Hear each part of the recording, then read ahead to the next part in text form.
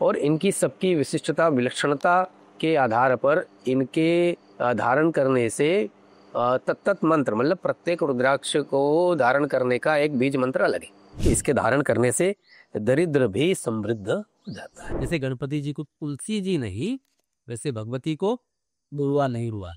आप जाओगे उसको ऐसा खींचोगे निचोड़ोगे, ऐसे कोई तो ऐसे पकड़ते नकल ऐसे कर ले। हाँ, क्या कर रहे हो?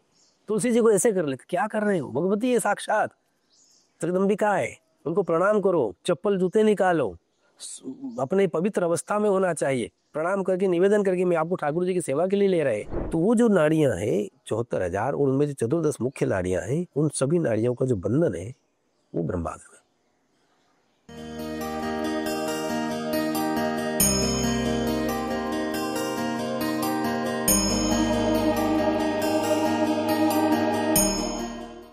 भक्तों की तरफ से महाराज जी, जैसे गुरु माता के सानिध्य में आप रहे हो और उन्हीं की समाधि पर वो हमें सुन भी रहे हैं, देख भी रहे हैं, तो गुरु माता के सानिध्य में रहने के बाद आपको कौन सी गुरु माता की ऐसी बात लगी जो आपको जीवन में हृदय को छू गई है, आपके जीवन को परिवर्तन करने पर मजबूर कर दिया? ऐसी कोई माता की वार्तालाप आपके बीच में हुई तो बताइए थोड़ा सा।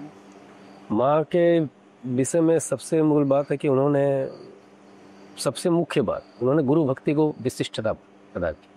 अच्छा। हाँ, तो उन्होंने जो गुरु तत्व था, सर्व तत्व ने उसको लिया। जैसे कि हमारे यहाँ कहते हैं ना, यो गुरु सर्वलोका नाम, वो महेश्वरी है।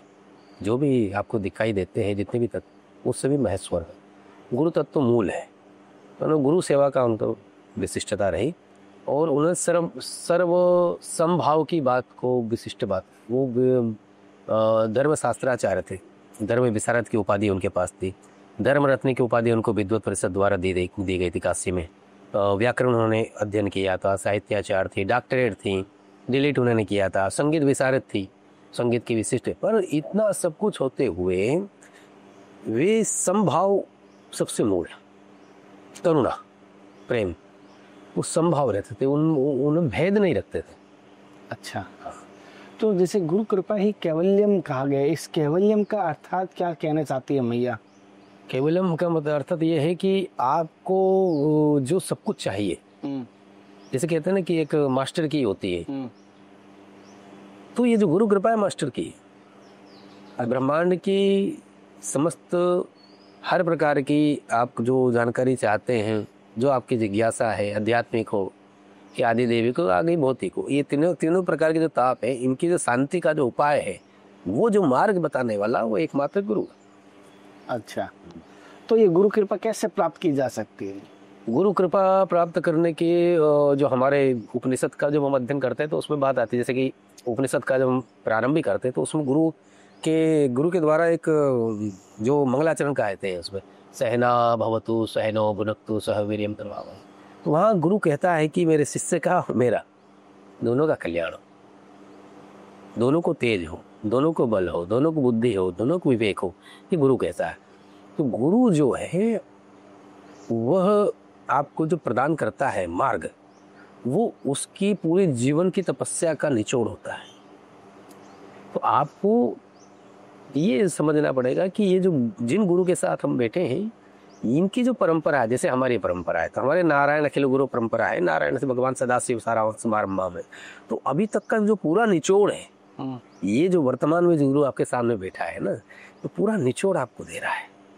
अच्छा, अगर निष्ठा है तो गुरु मंत्र आपको जो मिल गया, जो मूल है, अगर आप केवल उसकी साधना करते हो, आपको बाकी कुछ की आवश्यकता नहीं, सब आ जाएगा, सब स्वतः आ जाएगा। अच्छा गुरुजी, जैसे एक चीज बहुत सारे कल बात कर रही थी, जैसे आप रुद्राक्ष धारण किया हुआ है। आज हम थोड़ा सा आपसे रुद्राक्ष को लेकर पारदर्शिता चाहेंगे, क्योंकि रुद्राक्ष को लेकर बहुत सारी भ्रांतियां बनी हुई है। क्या रुद्राक्ष जैसे आपने धारण किया है, रुद्राक्ष जैसे एक से लेकर कई मुखी तक माना गया है, ऐसे 21 मुखी तक माना गया है, लेकिन 11 मुखी तक पर्याप्त मिल जाते हैं, एक मुखी थोड़ा दुर्लभ है। क्या इन मुखियों के आधार पर रुद्राक्ष का तेज और प्रभाव फर्क पड़ता है? उससे पहले हम जानना चाहेंगे रुद्राक्ष का अर्थ क्या है, रुद्राक्ष इसका नाम क्यों पड़ा? रुद्राक्ष अक्ष जो भगवान भोलेनाथ जब तपस्या करे थे, बड़े प्रसन्न हो गए थे, और जो बिंदु पात हुई वही रुद्राक्ष है। अच्छा, और इसका रुद्राक्ष का क्या फायदा होता है? धारण करने का? नहीं, रुद्राक्ष वो रुद्र के अक्ष है, मतलब भगवान का जो मूल उनका जो स्वेद है, वो हुआ है, मतलब उसको धारण करने वाले भगवान को धारण करना। तो ये रुद्राक्ष है। रुद्राक्ष की जो मुखों की बात है, तो अब ये बात आती है कि रुद्राक्ष, सबसे मूल बात हम बताएं आपको कि रुद्राक्ष है जरूर। वर्तमान में क्या हो रहा है कि रुद्राक्ष का कहीं कहीं कहीं बगीचा लग जाता है, कहीं कुछ हो जाता है, विदेशों में भी चल रहा है, मलेशिया इत्यादि में भी। पर मूल बात यह है कि रुद्राक्ष जब भगवान शिव जी का जो पुराण है हमारे, उसमें जो इस उल्लेख है कि भगवान शिव जी का जो बूंद गिरी अक्ष, वो कहाँ गिरी? हिमालय में के क्षेत्रों में, हिमालय से जुड़ा हुआ नेपाल का जो क्षेत्र है हमारा, वहाँ गिरी। ये जो क्षेत्र है, इसमें 8 क्षेत्र विशिष्ट बताए हैं। उन 8 ही क्षेत्रों में रुद्राक्ष होते हैं, वह मूल है। कौन कौन से क्षेत्र गुरुजी? ऊपर के सारे हिमालय के क्षेत्र हैं। अच्छा। और एक क्षेत्र नीचे उसमें भी आता है, आपके हिमालय की तलछटी में बताते हैं उसको, वहाँ भी है। तो वो उसका कुछ हिस्सा चीन में पड़ता है।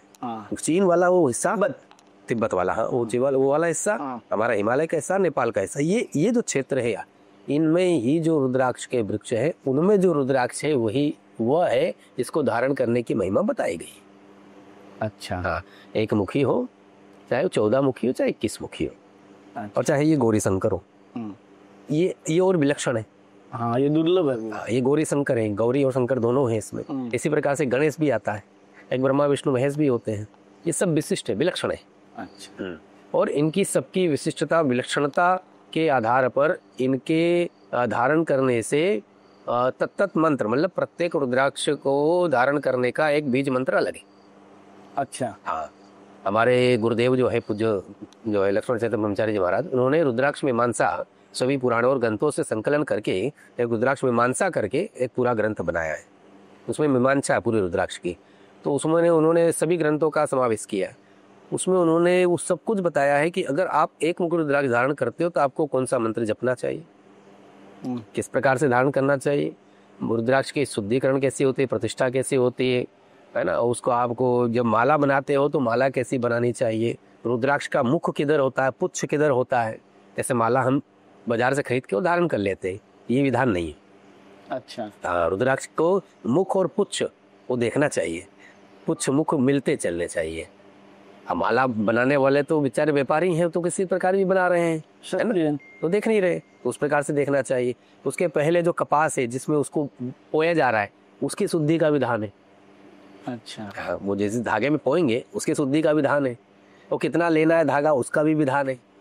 उसके बाद वो रुद्राक्ष को किस प्रकार से पोना है, मुख और पुच्छ को मिलाना है, उसका भी विधान है। उसके बाद उसमें जो गठाने लगाई जाती है, जिसको 2.5 गठान या 3.5 गठान कहते हैं, उस गठान में 2.5 गठान में 2.5 वो जो मंत्र है वो भी बोलने का विधान। अच्छा, वो सब बांधे जाते हैं। फिर उसके बाद उसका संस्कार होगा, फिर उसमें जो सुमेरु बनता है उसका विधान है, सुमेरु में फूल कैसे बनेगा उसका विधान है। इस प्रकार से जो माला पूरी संस्कारित हो जाती है तो वो माला होती है। अच्छा। और वो माला देता है गुरु, माला गुरु देता है। रुद्राक्ष का 1 मन का देता है कब, जब वो कर्ण में आपके मंत्र देता है, तब 1 मन का देता है। अच्छा। जैसे वैष्णव संप्रदाय में तुलसी की कंठी देते हैं, और शैव संप्रदाय में रुद्राक्ष देते, वो 1 कंठी देता है। तो जैसे आपने कहा सब रुद्राक्ष का महत्व है, जैसे आपने गौरी शंकर भी धारण किया हुआ है, गौरी शंकर आपने धारण किया हुआ है, आपने 1 मुखी का बताया और 11 मुखी का। मेन विशेष तौर पर मैं देखा हूँ गुरुजी 1 मुखी की चर्चा करते हैं, लेकिन 7 मुखी और 5 मुखी अभी समाज में ज़्यादा अभी चर्चित है। एक ये चीज़ जानना चाहता हूँ, 1 मुखी क्या काम करता है, और क्या सुना है 5 मुखी सभी धारण कर सकता है और बाकी सब धारण नहीं कर सकते, क्या ये सत्य है? नहीं है सर, रुद्राक्ष तो सभी रुद्राक्ष को सभी धारण कर सकते हैं, इसमें कोई बंधन नहीं है। थोड़ा कूलर धीरे कर देना, थोड़ी आवाज। ये है सब क्या बताया। सप्तवक्त्रो महेशानी हानंगो नाम नामतः धारणात से देवेसी दरिद्रोप ईश्वरो भवेद। वो दरिद्र नहीं रहता है, वो ईश्वर हो जाता है। ये सप्तमुखी रुद्राक्ष नाम से अनंग कहा गया है। अनंग जैसे कि वो जो भगवान ने कामदेव को भस्म कर दिया, अब वो अंग उनके पास अंग नहीं रहा, शरीर नहीं रहा, पर उनको नाम दिया अनंग। भले शरीर नहीं है, बिना शरीर के तुम अनंग। तो ये अनंगत्व तो है, सप्तमुखी रुद्राक्ष के नाम से अनंग कहा गया है। वो भगवती माँ को, जानकी जी को, माँ पार्वती जी को कह रहे हैं कि इसके धारण करने से दरिद्र भी समृद्ध हो जाता है। अच्छा। इसका मूल जो उन्होंने कहा है कि ये दरिद्रोप ईश्वरो भवेत, दरिद्र जो है वो भी ऐश्वर्यवान हो जाता है सप्तमुखी रुद्राक्ष से, ऐसा है ये जो यहाँ पे बताया। हाँ हाँ, मैंने सुना था, मैंने कहा ये सत्य है इस बात को, मतलब कोई कहते हैं सप्तरी की माँ लक्ष्मी का स्वरूप माना गया है। तो गुरु जी जैसे अगर कोई धारण करे, जैसे किसी ज्योतिर्लिंग पर या किसी शिवालय पर अभिषेक करके इसको धारण कर सकता है, या जैसे अपनी गुरु माँ जो मंत्र या नमः शिवाय जो भी अपने मंत्र है उससे करके धारण कर सकता है कोई भी संप्रदाय से जुड़ा हुआ? हाँ, रुद्राक्ष तो सभी के लिए है, वो सौपच क्यों ना हो, वो चांडाल क्यों ना हो, और यहाँ तक तो कहा गया है कि स्वान क्यों ना, स्वान क्यों ना। एक स्वान की इसमें इसी में कथा है, एक स्वान की मृत्यु हो जाती है और उसको जब हम लोग लेने आते हैं तो शिवगण आते हैं उसको लेने। बोले कि ये जो स्वान जहाँ पे इसकी मृत्यु हुई है, इसकी धरती के 10 फीट नीचे एक रुद्राक्ष है, इस कारण से इसको ये फल मिलेगा, इसको शिवलोक का वास मिलेगा। रुद्राक्ष का महात्मा अद्भुत है महाराज। अच्छा। पर विशिष्टता ये है कि बाजार से खरीदने से विशिष्ट ये रहेगा कि आप किन्हीं गुरु से लीजिए, संतों से, गुरु से लीजिए जो उसका शोधन संस्कार जानते हो। कहना नहीं चाहिए गुरुजी, अभी इस चीज को मैं देखा हूँ गलत उपयोग, गलत दिशा जरूर लेते हैं लोग, सिद्ध करते नहीं है, आप जैसे भी बताया, और सीधा देता कहते हैं ये सिद्ध किया हुआ। असलियत में ये चीज में संस्कार होना चाहिए, संस्कार हुए बिना तो क्योंकि देखो इसमें रुद्राक्ष के वैसे भी रुद्राक्ष हैं जिनमें दोष होता है, और वो दोष युक्त रुद्राक्ष धारण करने से उपद्रव भी होता है। तो आप उस उपद्रव में फंस जाएंगे, फिर कहेंगे आप रुद्राक्ष को जो है कहेंगे कि इसको धारण करने से हमें ऐसा हो गया, हमको रुद्राक्ष धारण नहीं करना है। आपको रुद्राक्ष के संबंध में जो है आपको निष्ठा जो है वो भंग हो जाएगी, आपको विषय हो जाएगा। क्यों हो जाएगा? क्योंकि आपने जो है रुद्राक्ष वो संस्कारित नहीं लिया, और उससे नहीं लिया जो इस रुद्राक्ष के विषय में जानते हैं, ज्ञात है इसके। तो जो उसमें जो दोष बताए गए उसका ध्यान रखना चाहिए। और इसमें हमारा सनातन धर्म है वेद के आधारित है, वर्णाश्रम पर आधारित है। वर्ण के आधार पर रुद्राक्ष को धारण करना चाहिए, कौन किस वर्ण का है। इसी प्रकार से वर्ण रुद्राक्ष की भी वर्ण है, श्वेत वर्ण है, रक्त वर्ण है, पीत वर्ण है और कृष्ण वर्ण है। जिस प्रकार से वर्ण है उसी प्रकार से हमारे वर्णों को भी, वर्णों वर्णाश्रमियों को वही तत्त रुद्राक्ष धारण करना चाहिए। गुरु जी से भी हमारे 4 वर्ण है विशेष तौर पर बताइए, और चारों वर्ण में चारों को कौन कौन सा रुद्राक्ष धारण करा? आपने जैसे रुद्राक्ष का वर्ण बताया, ब्राह्मणों को श्वेत वर्ण, क्षत्रियों को रक्त वर्ण, वैश्य को पीत वर्ण और शूद्र को कृष्ण वर्ण। अच्छा, कृष्ण हाँ, ये काले कलर में हो जाते हैं। जैसे ये रुद्राक्ष है तो ये हमारी गुरु परंपरा का रुद्राक्ष है। ये कई हजार वर्षों पुरानी माला है। ये हमारे गुरु परंपरा में जब आएंगे तो उनको, जैसे ये धर्म सम्राट स्वामी करपात्री जी महाराज इस माला को धारण करते थे। अच्छा। हमारे गुरुदेव धारण करते थे, ब्रह्मचारी जी महाराज, तो हमारे गुरु माँ ने धारण किया। वही उसी परंपरा में फिर उन्होंने हमें इस योग्य समझा और हमें दिया है, तो हम धारण कर रहे हैं। ये परंपरा से प्राप्त रुद्राक्ष। तो इतने कालांतर हो गया कि ये इस वर्ण में आ गई। ये है श्वेत वर्ण। अच्छा, श्वेत वर्ण, ये है श्वेत वर्ण। धारण करते करते आज इस वर्ण में ये परिवर्तन हो गया है इसका, पर ये है श्वेत। इसी प्रकार से अन्य जितने भी रुद्राक्ष होंगे वो बन जाएंगे इसी वर्ण के, परंतु जब उसको प्रारंभ में लिया जाता है, जो फल से, जब धात्री बोलते हैं इसको, धात्री जब फल प्राप्त होता है तब उसका वर्ण क्या है वो परीक्षा, छिद्र युक्त है या नहीं है, कीड़ा युक्त है या नहीं है, मुख और पुच्छ कैसा है उसका, वो सब ध्यान रखना चाहिए। खंडित तो नहीं है, बनाया हुआ तो नहीं है। बनाया हुआ ज्यादा तो नहीं है। हाँ, चल रहा है। ज्यादा तो कहाँ मिलता है भाई, कहना टेस्ट बेबी बन रहा है तो फिर बात ही अलग हो गई है, नर्सरी बन रही है इसकी। तो गुरु जी जैसे एक चीज, अब रुद्राक्ष और क्या तुलसी साथ में धारण किया जा सकता है? बिल्कुल, ये तो हरिहर है। किस ग्रंथ में या किस शास्त्र में ऐसा वर्णन है गुरु जी? रुद्राक्ष का, हाँ, रुद्राक्ष और तुलसी साथ में ऐसा क्यों ये किया हुआ? यही जैसे आपने बात की थी ना, तो हमारे तो धर्म सम्राट जी गुरुदेव जो है और रुद्राक्ष और तुलसी जी साथ में धारण करते थे। वाले तो प्रमाण है, उनसे बड़ा हमारे पास प्रमाण ही।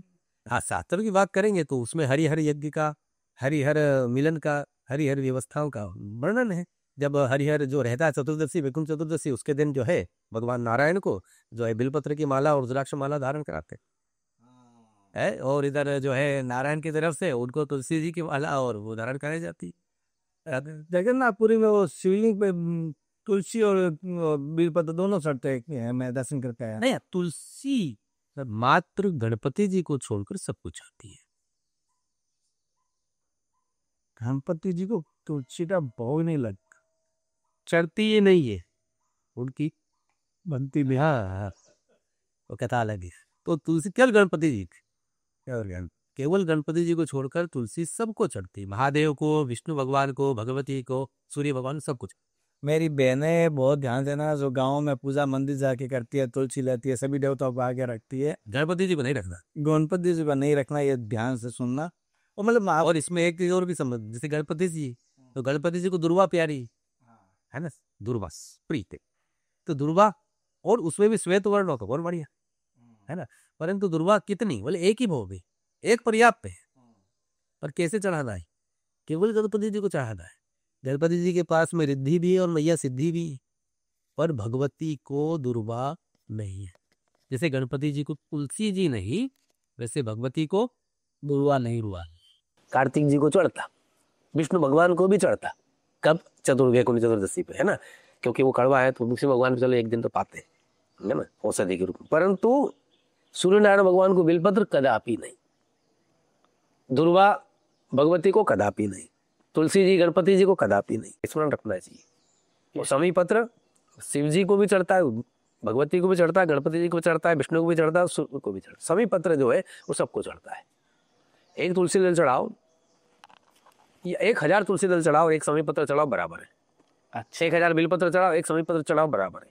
1000 दुर्वा चढ़ाओ, एक समी पत्र चढ़ाओ, बराबर है। ये गुरुजी लोगों को अधिकतर पता ही नहीं है, आपको जो बताया है। पर कुछ भी करो, इसको याद रखो कि ये जितने भी वृक्ष हैं ये सब शिव है, ये सब विष्णु है। इनका हमें जो है तोड़ना नहीं, चुनना है। क्या करना है? चुनना है। हाँ, चुनना है। ऐसे डगाल को ऐसे खींच नहीं लेना है, ये अपराध है।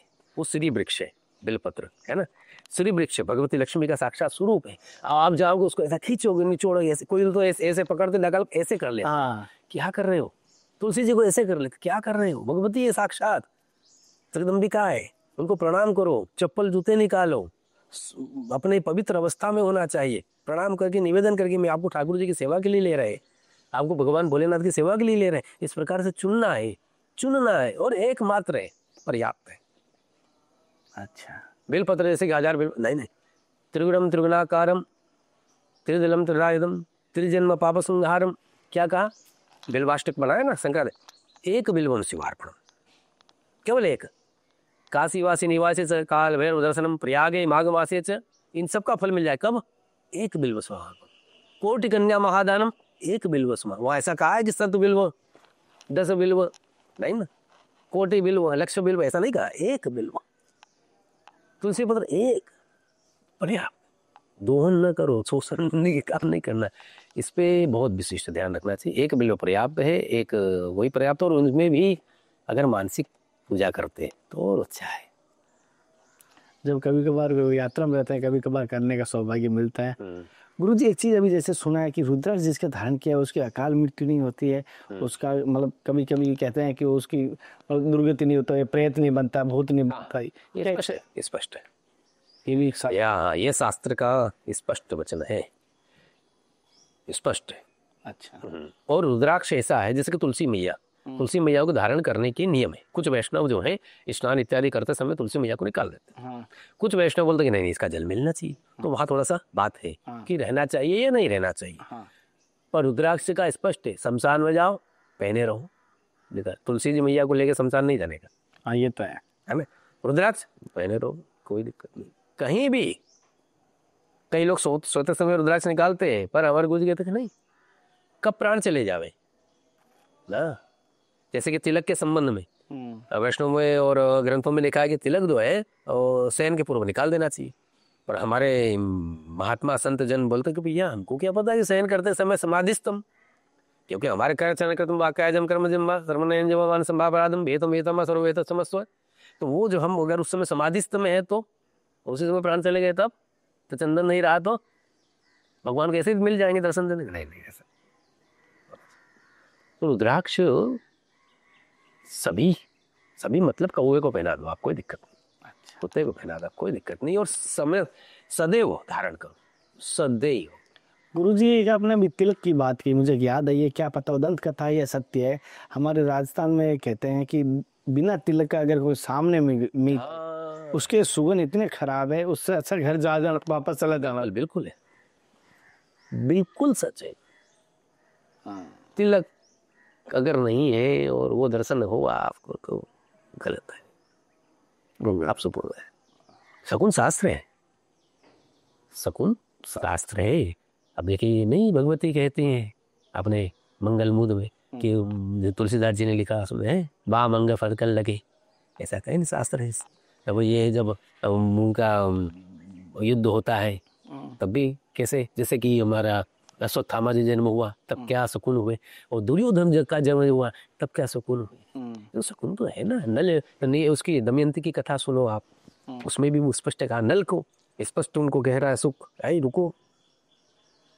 तो शकुन शास्त्र पूरा शास्त्र है शकुन। अच्छा। शकुन शास्त्र को हम ऐसे नहीं कह सकते कि ऐसे ही कह दिया है, ऐसे नहीं कह दिया, उसका सबका महत्व है। इसी प्रकार इसी शकुन शास्त्र में ही ये तिलक वाली बात है। गुरुजी तिलक से मुझे आप चर्चा चली तो मुझे कोई बारे में और ले लेता हूँ जानकारी। जैसे कहते हैं कि ब्राह्मण को शिखा रखनी चाहिए, क्या ऐसा क्या है कि स्वयं ब्राह्मण को ही कहते हैं, क्या हिंदू सभी को नहीं रखनी चाहिए? नहीं, शिखा तो सभी को रखनी चाहिए। लेकिन आज के समय में जब मैं कहता हूँ तो कहता है ब्राह्मणों का है बस ये। नहीं नहीं, यज्ञोपवीत उपवीत जो है शिखा सभी के लिए। और शिखा ना रखने के क्या नुकसान, रखने से क्या तो लोगों को फायदा नहीं होगा ना, तब तक उस तरफ आते नहीं। मेरे बहुत सारे भोले हैं कि वो कहते हैं कि नहीं रियल में प्रैक्टिकल क्या इसका बेनिफिट होता है क्या, शिखा का या तिलक का? हाँ, सबका बेनिफिट तो मतलब स्वार्थ की बात है ये तो कहा जाए तो, पर फिर भी है। हमारे सनातन धर्म में अगर एक अक्षर भी लिखा है तो अवैज्ञानिक नहीं है, नहीं है, नहीं। वो पूरी तरह से वैज्ञानिक धरातल पे और व्यवहारिक धरातल पे है, सिद्ध है। शिक्षा की बात भी वैसी, हमारी जो ब्रह्म ग्रंथियां हैं, जैसे 9 द्वार है, इसको हम सब जानते हैं, ये 2 नाक कानों इत्यादि गुदा इत्यादि। एक 10वां द्वार होता है ब्रह्माग्र। वो जो ब्रह्माग्र है, हमारी 14 नाड़ियां जो है मूल, और 74,000 नाड़ियां अलग होती हैं। शरीर में कितनी नाड़ियां? 74,000। वैज्ञानिक कहते हैं नाड़ियों से हम पृथ्वी की परिक्रमा मान दे, इतनी बड़ी है वो। तो वो जो नाड़ियां हैं 74,000, और उनमें जो 14 मुख्य नाड़ियां हैं, उन सभी नाड़ियों का जो बंधन है वो ब्रह्माग्र है। अच्छा। और वो नरम होता है, इसी की रक्षा भी हो, और वहां उन नाड़ियों को वो जानकारी प्राप्त हो जो होनी चाहिए, इसलिए शिखा है। शिखा पर एक देव, जब हम शिखा बंधन करते, रखने से नहीं, उसको बंधन करना, उसको विमुक्त करना, ये दोनों बातें हैं, है ना। शिखा को बंधन करते है ना। तो चिद्रपिणी देवी, जब हम दिव्य कार्यों के लिए रहते हैं तो चिद्रपिणी देवी की बात करते हैं। जब हम अपसभ्य कार्य करते हैं, जैसे कि किसी काम को अग्नि संस्कार इत्यादि करना है, फिर उस समय जो वो मांस सोनी तो भद्र, वो मांस को खाने वाली जो भगवती होती है वो विराजमान होती है शिखा की। कहाँ पे? शिखा की ग्रंथि में। किसमें? ग्रंथि में। अब वो शिखा की ग्रंथि जो है, हमारे यहाँ स्पष्ट कहा था कि शिखा कैसे बांधना है। कोई शिखा वामार्थ बांधते हैं, कोई शिखा मध्य बांधते हैं, कोई शिखा दक्षिणार्थ बांधते हैं। हम तो ये सब बोल चुके हैं आज। हाँ सत्य है ना। जामवेदी होंगे तो इधर बांधेंगे,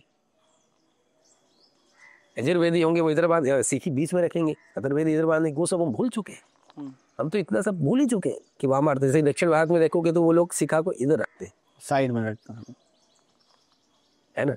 कुछ वामार्थ रखते हैं, तो वो सब हम भूल गए। उसकी जो ग्रंथि, उसमें वो देवी का वास होता है। और वो देवी जो है, आप उसको समझ लीजिए कि वो चिप है। अच्छा। इस ब्रह्मांड में जो है, वो ज्ञान की आपने बात की थी, ज्ञान जो है उसको लेने का, उतारने का वो चिप है, तो शिखा में लगती है। सर्वर सैटेलाइट जो भी है, वो भगवती, वो जो ग्रंथि पे जो भगवती विराजमान होती है वो भगवती। और उन भगवती को जब शिखा को छोड़ना होता है ना, तो शिखा को हम तो ऐसे ही छोड़ लेते हैं, तो उसको छोड़ना बड़ा कठिन है। इसलिए उसमें कहा है कि ब्रह्मा जी का और इंद्र का वज्र का और भगवान शिव जी के त्रिशूल की बात वहाँ कही है कि इनके जो है हजार हजार जो त्रिशूल और वज्र हो, उनको खोलने के लिए जो शिखा को खोला जाता है। अच्छा। तब खोलते हैं। तो ये मालूम चला था कि तुमको ये जो देह मिली है उसके माध्यम से तुमको जेल मिली है, और जेल में तुमको जो सजा मिली है उसको तुम चाहो तो कम कर सकते हो, तुम चाहो तो बढ़ा सकते हो। अब तुम जेल में जाने के बाद भी वहां पर जेल में आए हो, वो बालक वो जान रहा है कि आप उसकी माँ से क्या छुपा रहे हैं, वो बालक जान रहा है कि आप व्यापारियों से क्या व्यवहार कर रहे हैं, वो बालक जान रहा है कि आप समाज से क्या व्यवहार कर रहे हो, वो बालक जान रहा है कि आप अपने ससुराल वाले से क्या व्यवहार करो, वो बालक जान रहा है कि तुम तुम्हारे घर वालों से क्या व्यवहार, तुम्हारा भुआ के में एक बालक जानता है कि वो उसका पिता अपनी भुआ से क्या व्यवहार करता है और अपनी उसकी मौसी से क्या व्यवहार कर रहा है। हाँ, मौसी से क्या बात है।